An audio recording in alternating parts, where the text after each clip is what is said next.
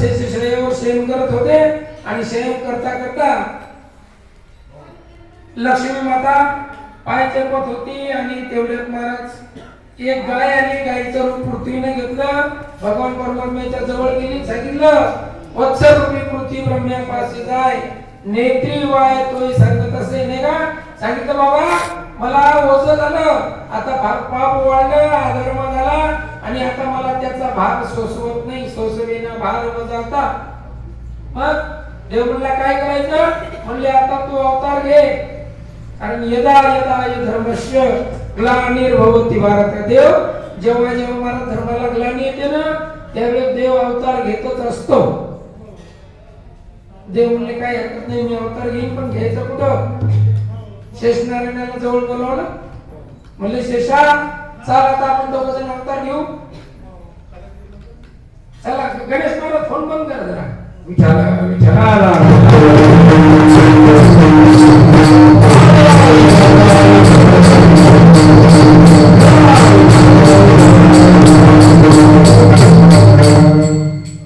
शेषनारायणला सांगितलं देवानं चला आपण आता अवतार घेऊ. ते म्हणला देवा हे अवतार तूच घे, तू काम पाय आम्हाला सांगून म्हणे.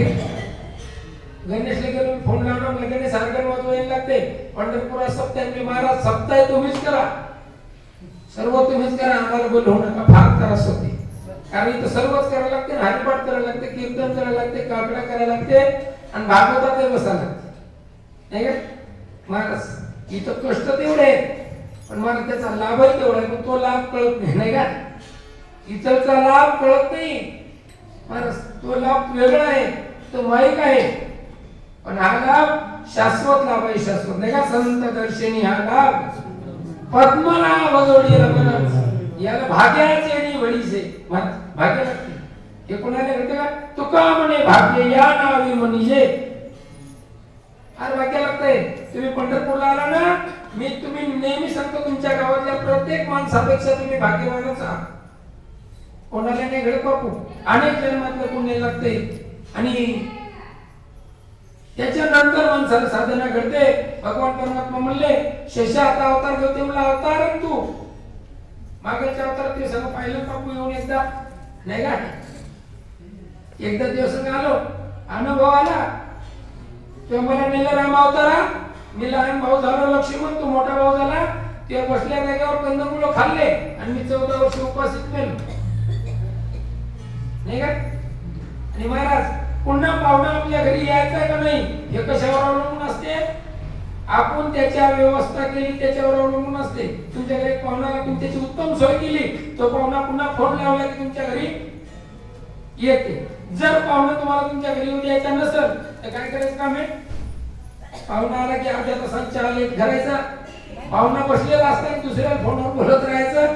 पाहुणा इथं जाण्यात मजा नाही का. अनुभव आले अंगात ते या जगात येत असे. तसं महाराज शेषनारायण म्हणला नाही मी येणार अवतार, मला अवतार घ्यायचं नाही, मी एकदा लक्ष्मण झालो असलो, आता तो होतो पाय.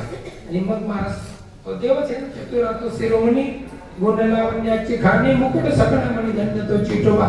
ते म्हणलं असं का वेळ दादा, आता तू दादा होय, मी लहान होतो. मला जे माणूस लहान होते ना तोच माणूस करत असते नाही का. महापुरे झाडे जाती येथे लोहाळे राहते नाही का. म्हणून मोठं व्हायचं नाही, लहान व्हायचा प्रयत्न करायचा. मी लहान भाऊ होतो, देव मला लहान भाऊ होतो, मला जन्म कुठे घ्यायचा, म्हणजे चला गोकुळात. गोकुळात कोण आहे, मथुरेत कारागृहामध्ये.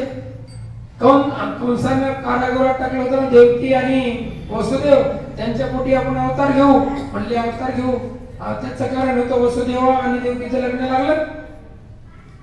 थाटात मिरवणूक निघाली, कंस रथ चालवत होता, रथ हाकत होता आणि हलका हलका अचानक आकाशवाणी झाली, मूर्खा जिथं रथ चालवतो ना तिथं आठवा मुलगा तुला मारणार. एवढं कळलं काय झालं सर, रथ खाली उडी मारली, खरं घेतलं मारायला लावला. वसुदेवान हात